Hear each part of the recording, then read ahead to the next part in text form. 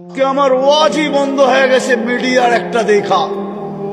একজন ওয়াজ মাহফিলে দাঁড়ায় বলতেছে ইমাম সাহেবরা যদি কোনো কারো পক্ষে ভোট চায় তো ওরে বাইন্দা পিটায়া তারপরে আমাদেরকে খবর দিবা।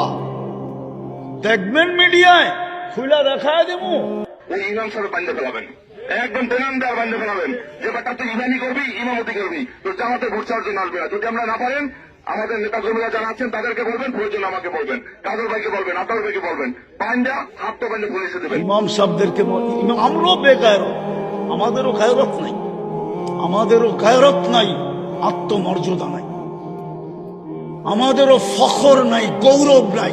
নাহলে আমাদের উচিত সব মসজিদ কমিটির হাওলা করে দিয়া সভাপতিরে বলা তুই জুমা পড়াবি, সেক্রেটারিরে বলবে তুই ফজর আর এশা পড়াবি, কোষাধ্যক্ষকে বলবে তুই আসর আর মাগরিব পড়াবি, বাকি কমিটিকে বলবে পাক করে জোহর পড়াবি, আমরা পড়াবো না।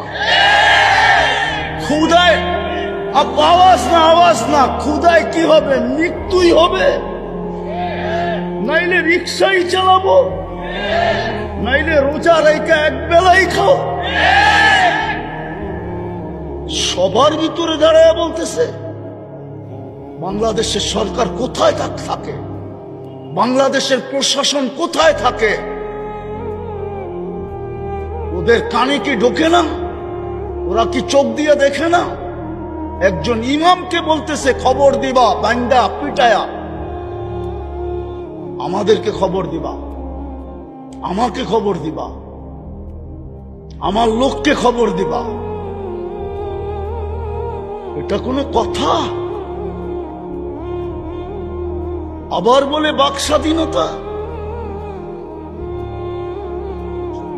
বিবেক কি এতটুকুই হারা? ওই ইমামের কি বংশবলী নাই? ওর কি মা বাবা নাই? ওর কি আত্মীয় স্বজন নাই? ও কি এলিয়ন যে আকাশ থেকে আসছে আকাশে চলে যাবে? ওর এই সমাজে কেউ নাই। আকল পড়লে বলে এরকমই পড়ে, পায়ে হাত দিয়া বলি রাগ হয় না।